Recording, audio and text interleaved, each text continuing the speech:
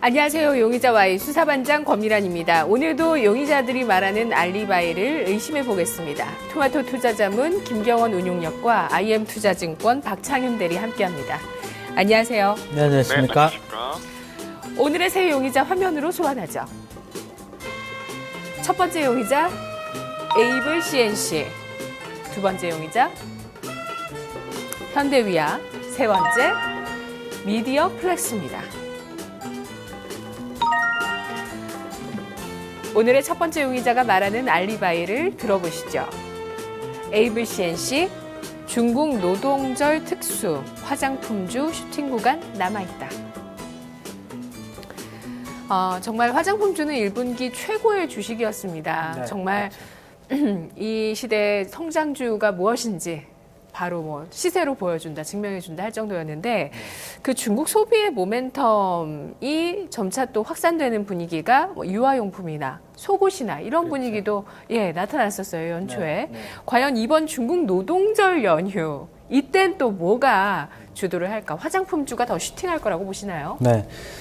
저는 중국 관련주를 굉장히 좀 좋게 보는데 오늘은 이 베이직 하우스가 상한가 가고 MK 트렌드가 지금 10% 이상의 급등을 하고 그러니까 우리나라 주식 시장에서 성장을 크게 하려면 중국밖에 없습니다. 중국밖에 없고 그 중에 이제 화장품 같은 경우는 최근에 너무 많이 올랐었기 때문에 최근 들어서 조금 조정을 받고 있는 거고 오늘은 이제 의류 관련주들이 좀 오르고 있는데 저는 중국 관련주들은 계속적으로 좀 사 모아야 되는 관점을 계속적으로 좀 가지고 있는데 근데 이제 오늘의 그 용의자 중에 하나 이제 에이블 CNC는 제가 화장품 중에서는 가장 안 좋게 보는 회사 중에 하나긴 합니다. 근데 이 부분들의 이유를 전반적으로 좀 살펴드리면 첫 번째로 이 증거 첫 번째를 가지고 온 부분들이 에이블 CNC는 이 매출이 성장하는 회사가 아니고 비용이 절감되는 회사라는 부분입니다. 이 안 좋게 보는 이유가 이 부분인데 전반적으로 회사가 성장을 하려면 외형이 커 나가면서 비용은 계속적으로 들어가더라도 마케팅 비용이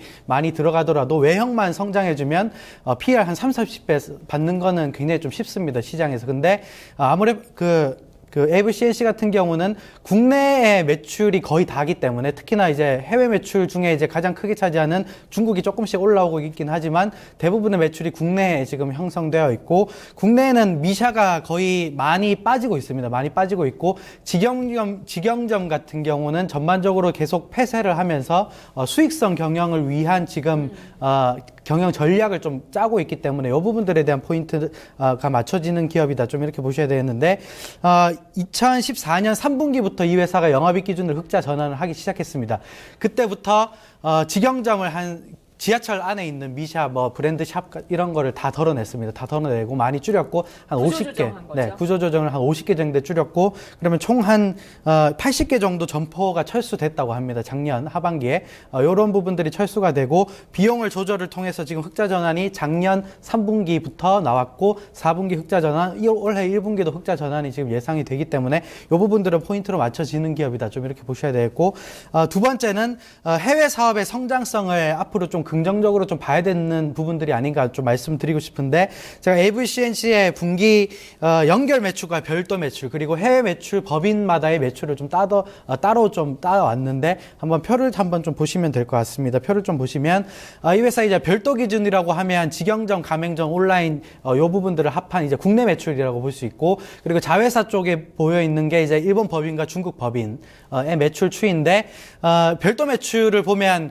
1,000억대 정도의 매출을 꾸준히 좀 성장을 좀 하고 있는데 2015년에 한 860억 정도로 정체 상황입니다. 국내는 정체 상황이고 근데 이제 중국 법인이 조금씩 이제 회복되는 구간들이 지금 진입을 하고 있는 게 2014년 4분기에 외형 기준으로 120억 정도의 매출을 좀 찍어줬었고 올해 1분기도 한 100억 원대 이상은 찍어줄 수 있다. 그러면 워낙 이제 국내 매출 비중이 좀 컸던 업체이기 때문에 향후에 중국 사업에 대한 성장성을 앞으로 좀 바라볼 수 있는 어떻게 보면 LG LG 생활 건강이 중국 매출 비중이 굉장히 좀 적은데 네. 이쪽 부분이 올라오면서 실적이 좀 올라왔던 것처럼 네네. 에이블 CNC도 그러한 패턴을 좀 만들 수 있다. 그래서 화장품 중에서는 가장 안 좋긴 한데 화장품주는 사야 된다는 관점이기 때문에 그래서 밸류에이션으로 봐도 에이블 CNC 같은 경우는 성장이 좀 더디긴 하나 크게 뭐 비싼 업체는 아니기 때문에 전반적으로 좀 두 증거 모두 저는 충분하다라고 생각을 해서 석방 의견을 좀 드리고 싶습니다. 네.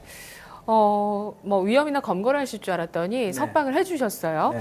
그러니까 어떤 확실한 물증이 딱 잡히는 건 없지만 네. 좋아질 수 있고 그렇죠. 또 가격이 싸다는 측면을 주목을 하신 거죠. 알겠습니다. 박창윤 대리님, 에이블 CNC, 미시아 같은 경우는요, 예전에 뭐 보랏빛 에센스 같은 것들이 좀 인기가 있었어요. 그게 정말 예전 일이고 진짜 주가 고점일 때 얘기인데 지금 가서 봐도요, 색조 화장품 같은 경우는 또 메리트가 있어요. 색조가 또 괜찮습니다. 제가 봤을 때 미시아는 색조가 좀 괜찮더라고요. 에이블 CNC 앞으로 추가적인 상승 가능할지 단서 모아주시죠. 네, 일단 첫 번째 용의자 에이블 CNC 참 말도 많고 탈도 많은 종목입니다. 투자자분들이 상당히 에이블 CNC에 관심이 많아요. 왜? 화장품 자체가 많이 갔는데 에이블 CNC는 많이 못 갔거든요. 그래서 상대적으로 싸다 이런 관점에서 사람들이 많이 관심을 갖는데요. 저는 개인적으로 이 용의자 그렇게 좋아하지 않습니다. 일단 알리바이부터 먼저 살펴드릴게요. 중국 노동절 특수 물론 하나 모멘텀으로 작용할 수 있습니다. 하지만 이거는 일회성 요인이다. 저는 이렇게 말씀을 드리고 싶고요. 과연 뭐 중국 노동절 특수 자체가 뭐 작년에도 있었고 재작년에도 있었고 계속해서 되풀이되고 있었거든요. 요커에 관한 관광산업 의존도가 심화된 최근 몇 년간에 걸쳐서 노동절 얘기는 계속해서 나왔었습니다.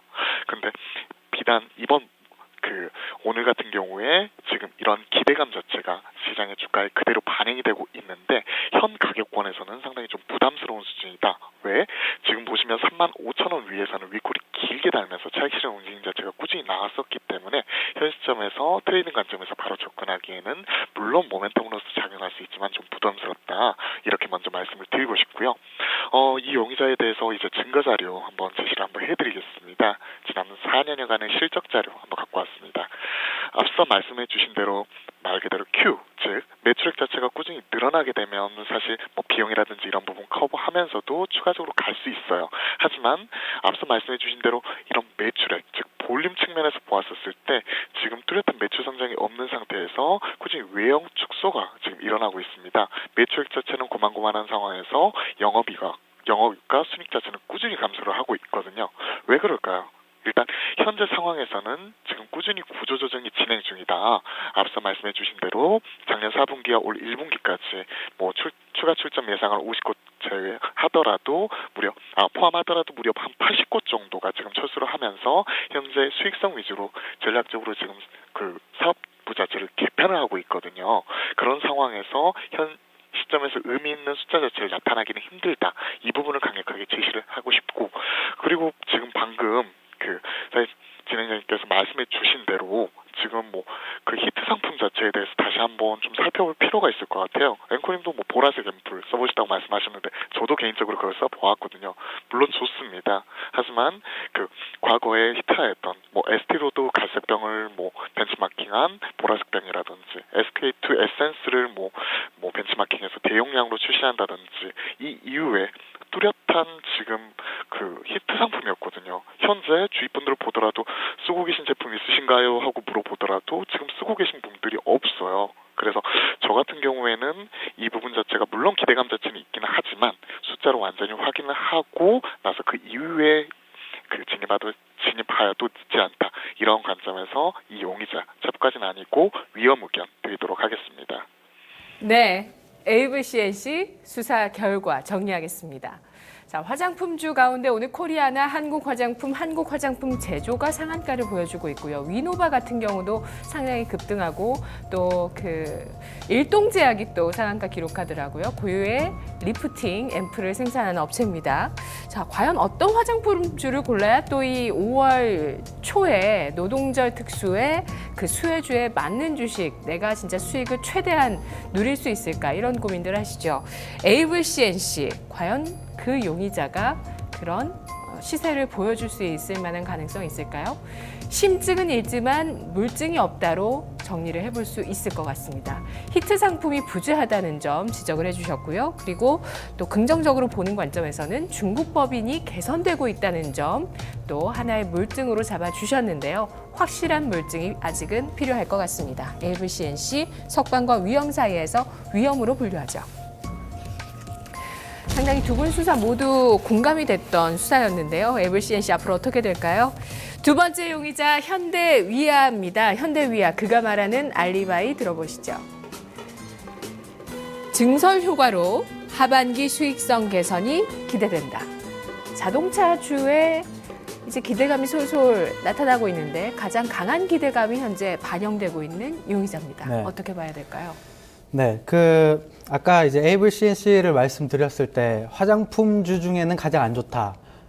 근데 이제 화장품 섹터가 워낙 좋기 때문에 네. 가장 안 좋은 종목도 사야 된다는 관점인데 현대위아는 약간 반대입니다. 그러니까 자동차는 워낙 안 좋은데 자동차 중에 제일 좋은 거는 저는 현대위아라고 좀 생각을 하는데 네. 예, 그 부분들을 1분기 실적과 더불어서 같이 설명을 좀 드리겠습니다. 왜냐하면 지난주 금요일 날 1분기 실적이 나왔기 때문에 이 부분들을 좀 설명을 드리면 첫 번째 증거는 이제 1분기 실적이 상대적으로 이제 선방을 좀 했다는 부분입니다. 지금 2015년 1분기가 지금 매출이 한 4% 늘었고 영업이익이 1,300억 원이 나왔습니다. 한 2% YOY로 역성장한 부분들인데 지금 마진이 6.5%였기 때문에 시장 예상치를 크게 깨트려 먹지 않는 양호한 실적을 좀 발표를 했다. 물론 잘 나온 실적은 아닙니다. 왜냐하면 자동차 업체들의 1분기 실적 컨센서스가 워낙 많이 낮아져 있었고 그 부분들을 이제 충족하거나 일부 상회했던 부분들이기 때문에 잘 나왔다라고는 생각하지 않지만 어느 정도 선방은 했다라는 의미를 좀 말씀을 좀 드리고 싶고 그러면 이제 현대기아차 대비 현대위아가 왜 매력이 있는가를 좀 설명을 좀 드리고 싶은데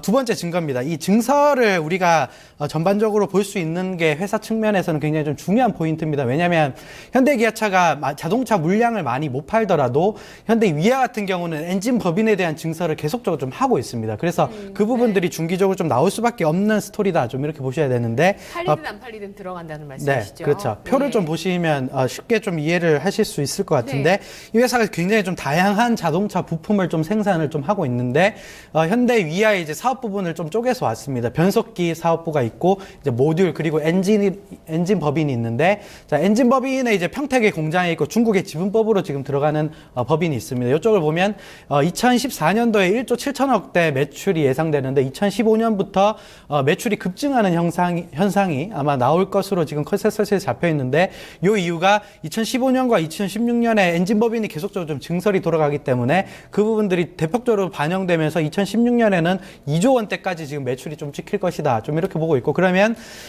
현대기아차가 물론 이제 자동차를 많이 팔아줘서 엔진이 더 많이 들어가면 좋겠지만 엔진 같은 경우는 자동차마다 자동차가 세그멘트가 나눠질 때마다 새롭게 들어가는 부분들의 부품이기 때문에 이쪽은 증설이 되면 물량이 계속적으로 좀 들어간다고 봐야 됩니다. 네. 그러면 엔진 법인이 충분히 외형 성장이 2015년, 16년, 17년까지 계속 증설이 반영되기 때문에 이쪽 부분들은 타 자동차 완성차나 타 부품업체들이 가지고 있지 않은 증설에 대한 모멘텀을 가지고 있는 부분이다. 이것을 명확하게 좀 말씀을 좀 드리고 싶고 그래서 구체적으로 좀 살펴보면 서산의 엔진 공장이 2015년도에만 25만 대가 지금 증설이 예정되어 있고 파워트레인 유닛 쪽에서도 15만 대 증설 다양한 지금 법인 쪽에서 증설이 많기 때문에 이쪽을 감안하면 지금 PBR 기준으로 한 1배 수준입니다. 1배 수준이고 PR 기준으로 원래부터 현대위아는 고평가를 상대적으로 좀 많이 받았었기 때문에 바닥을 찍은 한 8배 정도는 찍고 지금 올라가는 수순이다. 좀 이렇게 본다면 자동차 섹터가 워낙 그 센티멘트가 좀 안 좋긴 하지만 그 중에서 매매를 굳이 한다면 현대위아를 사셔야 된다. 좀 이렇게 말씀을 좀 드리고 싶습니다. 네. 박창윤 대리님, 이렇게 펀더멘털이 좋아진다고 하더라도 자동차 부품주 중에서 좋아지는 업체들을 찾아보면 많이 찾을 수 있다고 하거든요. 근데 워낙 전반적으로 투자 심리가 위축돼 있다 보니까 그런 기대보다는 주가가 좀 부진한 이런 경우들이 많은 것 같아요. 안 그런가요?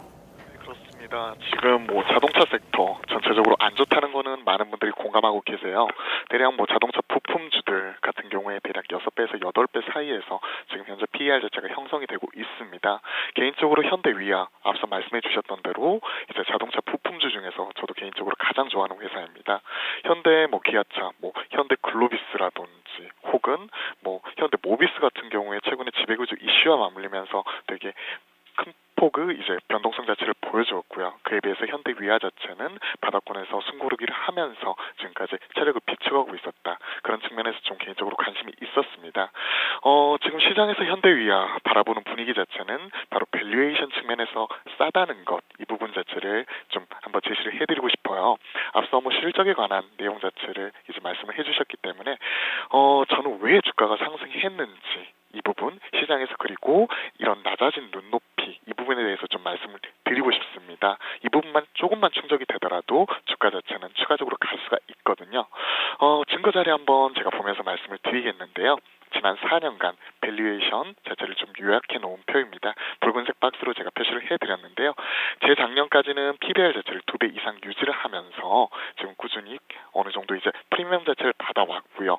작년 1배 후반대를 형성을 하다가 올해는 지금 현재 센티멘트 자체도 많이 약화가 되었고 이 부분 자체를 감안을 한다손 치더라도 그렇더라도 현재는 대략 1.3배 수준, 보수적으로 제가 한 BPS 11만 9천 원 정도 가정을 했었을 때 1.3배 수준이거든요. 이거는 11년 상장하고 나서 무려 4년 만에 최저치를 기록하고 있다. 즉 시장에서는 싸다는 인식에 지금 저가 반동 모멘텀 자체가 나왔다. 이렇게 말씀을 드리고 싶고요.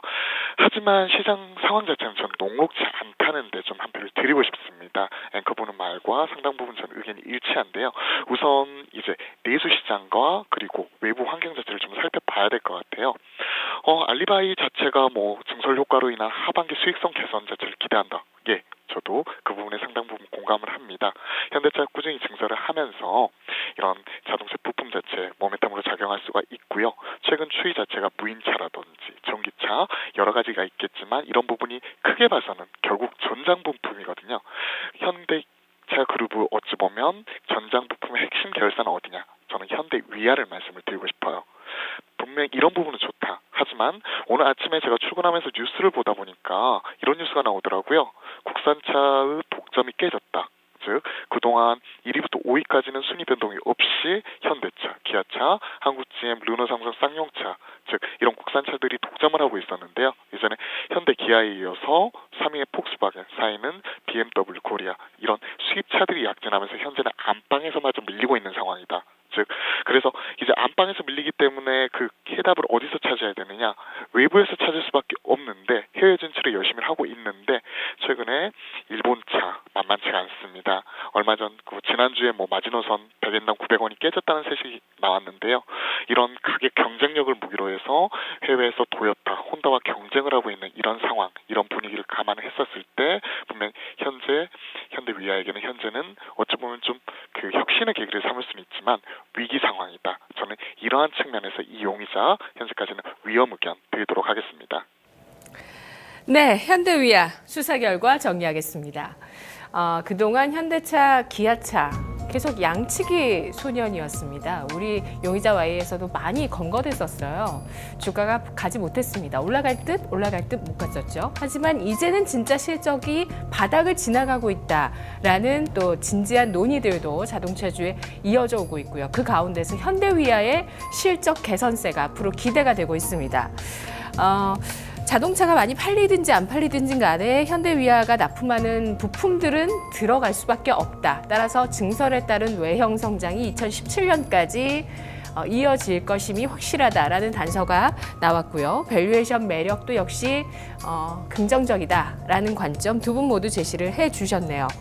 하지만 증설 모멘텀으로 차별화를 예상했던 시각이 있었나 하면 또 자동차 업계의 안 좋은 그 업황의 모습들, 일단 내수 부분에서 부진했던 부분 등등 지적이 나오면서 현대위아, 석방과 위험 사이에서 위험으로 분류하겠습니다.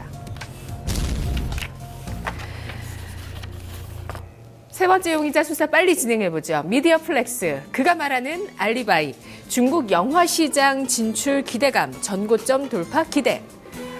올해 중국 수혜주를 논하면서 이제는 제조업 말고 3차 산업을 또 봐야 된다 라면서 콘텐츠를 강조하시는 분들도 계셨어요. 네네. 미디어 플렉스 그중 하나인데요. 네.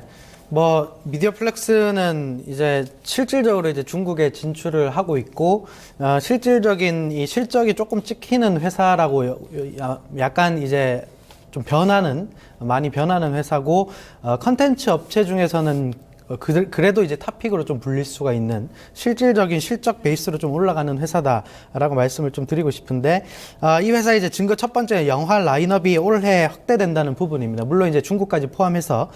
근데 이 회사가 2014년도에 배급 영화가 총 8편 정도 됐습니다. 8편 정도 됐는데, 올해 한국 영화가 한 10편 정도 배급을 담당할 것으로 보이고, 지금 외화 영화도 한 2편 정도 배급을 할 것으로 보입니다. 그러면 외화 총 규모는 한 12편 정도 배급을 좀 담당할 것으로 보이는데, 제가 실적 추이를 간단하게 좀 가지고 왔습니다. 실적 추이를 한번 보시면 2014년도에 배급 영화가 그렇게 많지 않았던 시기였기 때문에 일부의 외형 기준으로나 영업이익 기준으로도 상당히 좀 떨어지는 구간에 좀 진입을 했었는데, 올해 2015년 가이던스가 지금 매출 기준으로 1,200억 정도, 그리고 영업이익 기준으로 물론 이제 영업이익률을 좀 봐야 되겠지만, 이거는 영업이익률을 봐야 된다는 부분들은 얼마나 개봉 영화가 이제 성공을 하느냐에 대한 부분이기 네. 때문에 영업이익률을 쉽게 추정하기는 힘듭니다. 근데 10% 영업이익률을 가정하면 영업이익 120억 정도의 지금 컨센서스가 시장에 좀 잡혀 있고, 그 부분들에 맞춰서 지금 주가가 좀 올라가고 있는 상황이기 때문에